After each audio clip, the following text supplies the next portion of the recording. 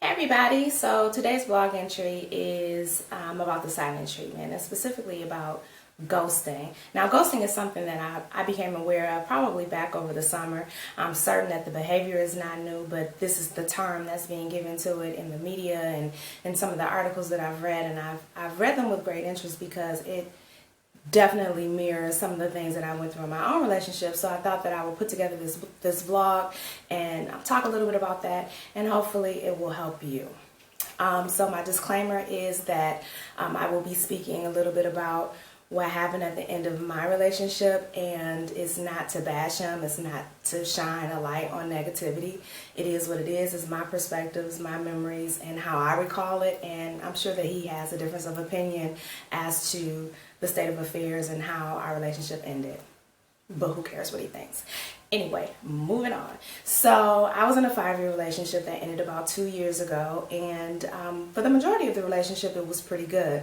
The last year, we had some challenges, and definitely, logistically speaking, it was difficult to always see each other, and I complained about that because I wanted my cuddle time and I wanted my FaceTime, but I understood.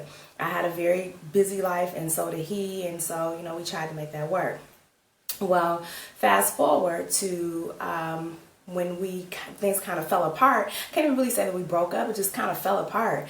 But I had heard some things through the grapevine, and someone that I love very dearly came to me and told me that he was cheating. I called him and I texted him, and I asked him, hey, was this person, what's going on? He never responded. I think I texted him a couple of times that night, went home, texted him in the morning, radio silence. Texted him that night, radio silence. In the meanwhile, I will be 100% honest because I think that that's what you should be. Remember how I told y'all in the last video that, when you're going through a breakup, you go through that anger stage and you just need to bring that crazy in, just, bring it in, just harness it. Yeah. I'm telling you all that because I lived it, and I just think that other people's experiences should be a warning for you. Yeah, I was texting him some pretty nasty things and calling him everything but the child of God, and of course he did not respond to that. And I didn't really expect him to. I was really unleashing. That came after he ignored me. I will not be ignored. What's that movie, Fatal Attraction? But anyway, I digress. The point is that, I'm sure that was not helpful, and, he very politely ignored all of that. And finally, when he did respond, he responded with something like, I'm fine, I'll talk when I'm ready. Really? Oh, okay. That's what we do. So, suffice it to say, I'm still waiting on that conversation. And it's not to say that we haven't been in contact with one another, because we have, and we've had conversations, and he's given his side of things, and what his explanation is, and his view of things. Yeah, whatever. And I just have to accept that because it is what it is. But that came some years later, and it was not helpful for me while I was sitting in the middle of that to be in love with someone and have them ignore me. That is devastating to you. And I'm doing this vlog to help you understand where that comes from and how to deal with it if that's happening to you. So number one, what you have to understand is that that's a form of abuse.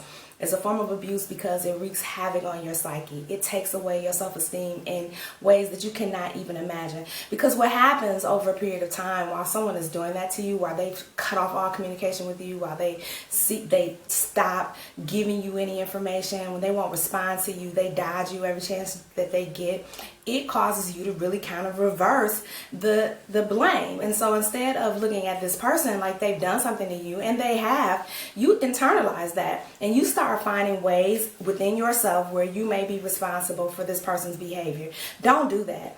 Don't take on someone else's responsibility. That relieves that person of the responsibility and the obligation that they have to you to give you an explanation for their behavior, or to give you a reasonable assuredness that they are not going to do anything to further damage you. The silent treatment is cruel, it's cowardly, it's immature, it's childish. And I will go on the record as saying that I used to do that to my ex-husband all the time. We got together when I was 17. I didn't know how to communicate. I didn't know how to discuss and say my needs. I didn't know how to have open dialogue, and he didn't either. That's one of the reasons why the marriage did not work. We failed to communicate on so many levels. So imagine my surprise when in my 40s, y'all, I'm going through the same thing.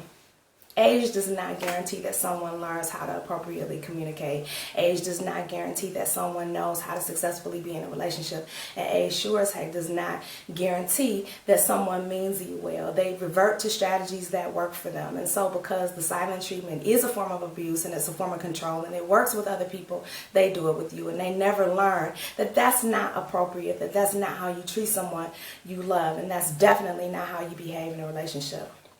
Beyond the control thing, the silent treatment is a form of narcissism. Narcissists have no ability to take responsibility for what they do. They very seldom, if ever, have any empathy or any compassion for other people. And they have huge entitlement issues aside from being exceedingly arrogant. That sounds familiar to some of y'all. So you need to really kind of evaluate the partner that you're with. If your partner is exhibiting any of those tendencies, if they're exhibiting any of those character traits, you probably will do a service to yourself by walking away, because you're not going to change them. And unless they really see the value in stopping what it is that they're doing, stopping the behavior, learning how to do and say things that are appropriate, learning how to stop being emotionally constipated and actually say how they feel and have an open dialogue so that things can move forward in the relationship, you really are a party of one. And the party of one is you trying to figure out what to do to keep the other person happy. And I don't know about you, but I definitely don't want to live like that. So the silent treatment is, to me, the baby sister of this new thing called ghosting. Okay, so, and I'm sure it's not new, but I can't even imagine that grown people are doing this. So you're in a relationship with someone, and one day you just wake up and decide, well, I don't want to be in a relationship with them. And so when they call you, you just don't answer the phone. And, you know, when they come to your house, you just don't answer the door. And, you know, you just stop all communications in the hopes that they will go away. You never give that person any closure. You never allow them to have any resolve. You don't allow that person to leave the relationship with their dignity intact. You rob them all of that, and God, what a slimy piece of work you are when you do that. Like, I can't even fathom that grown people would do that. I would expect that my teenager would do something like that, and I would be like all on her, like, what are you doing? That is just not right. That's so cruel. Why would you do that to someone? Here's the reason that people do that to someone. Like I said before, people are cowards. They don't want to have the hard conversations.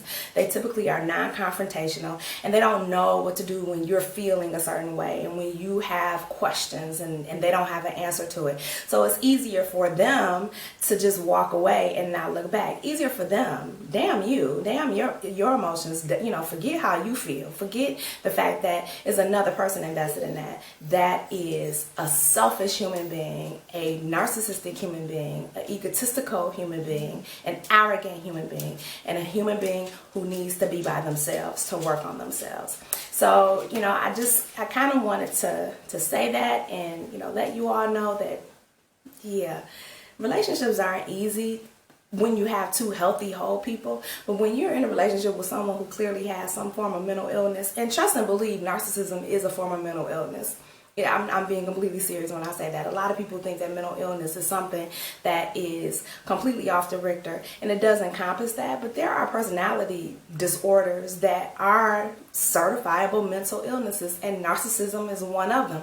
Being exceedingly arrogant, self-centered, entitled, controlling, abusive, and manipulative, and giving someone the silent treatment, and, you know, basically doing the emotional equivalent of falling on the floor and having a temper tantrum is inappropriate when you're an adult and you're in a relationship. So I hope that if you're going through that, you'll reevaluate it and know that you aren't doing anything wrong. Know that you haven't done anything wrong. Stop chasing that fool. Stop calling them. That's what they want. They feed off of negativity. They feed off of your tears. It's like, you know, some, I don't know, insatiable giant, or, you know, some insatiable hole that you keep throwing your emotions down. You're never going to feel that hole. That's what they are. They like that, and they thrive off of that, and they are the worst kind of people. So said all that to say, yeah, you can do better. You really, really can. But you got to believe that you can do better. And next time they stop talking to you, walk away. Now let them leave them dangling the way that they left you, and just cut your losses and find somebody that knows how to speak. I'm Simply Felisa. I hope that you found this video helpful. If you have any comments, leave them below. Don't forget to subscribe and like this video, and I will catch y'all later. Bye.